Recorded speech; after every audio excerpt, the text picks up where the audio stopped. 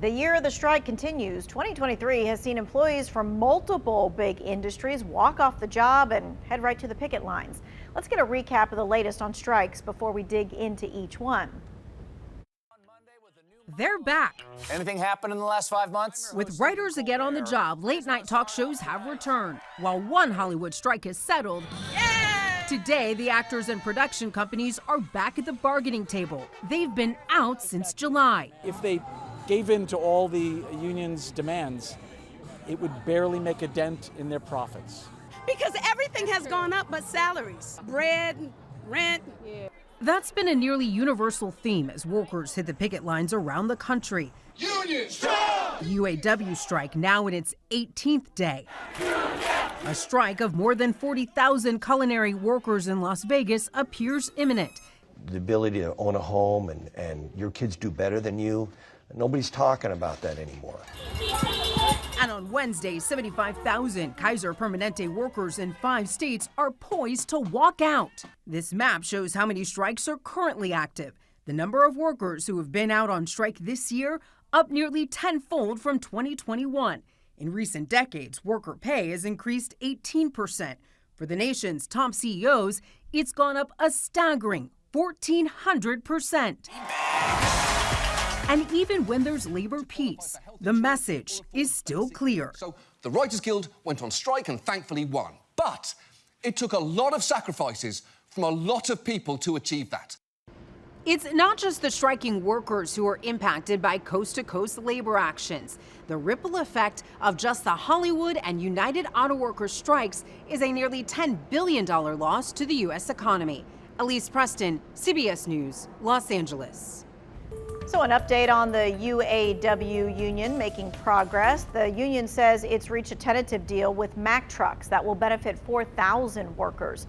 The deal includes increased wages and benefits to Mack Truck workers. UAW members still need to ratify that agreement before the deal is official. Now, the UAW strike against Detroit automakers still ongoing. 7,000 more GM and Ford workers joined the strike last Friday.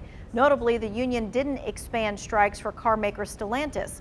It says the union and Stellantis have made progress in negotiations. Sean Fain, president of the UAW, says he hopes a deal can be reached soon.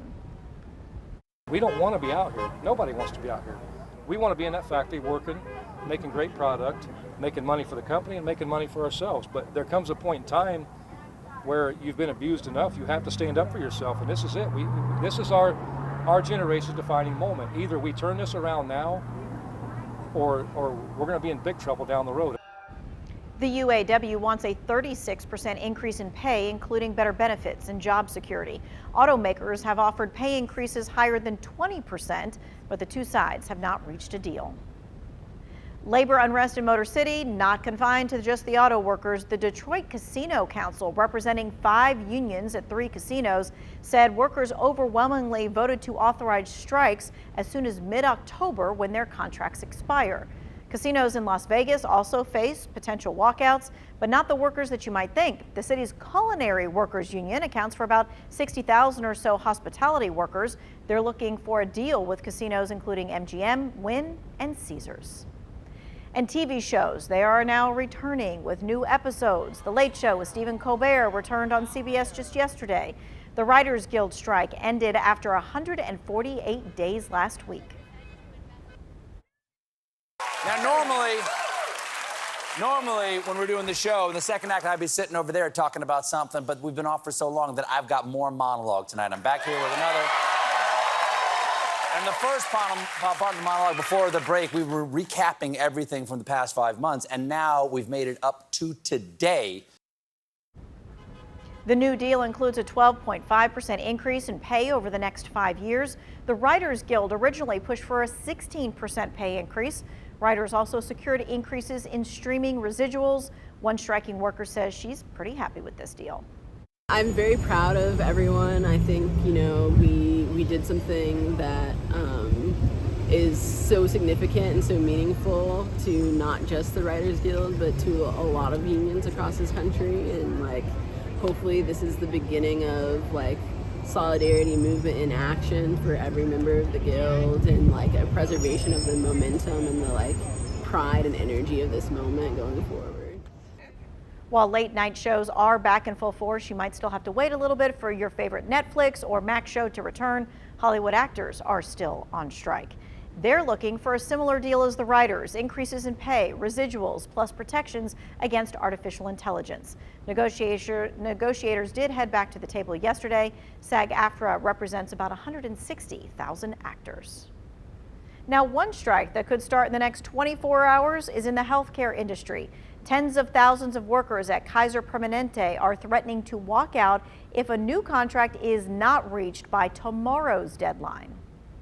I would say frustrating, slightly disappointing at this moment. Kaiser Permanente and union reps are still at the bargaining table. If they don't come to an agreement soon, more than 75,000 healthcare workers are prepared to strike. It's real slap in the face when we're talking about movement of, half percentages when it comes to wage increases. Stephanie Felix-Soe is president of the SEIU Local 105 union. We represent members of the coalition across these states that are some of the most expensive cities to live in.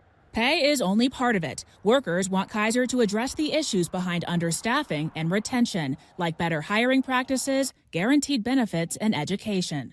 In a statement, Kaiser Permanente says, "We will continue to bargain in good faith until we reach a fair and equitable agreement that strengthens our position as a best place to work and ensures that the high-quality care our members expect from us remains affordable and easy to access."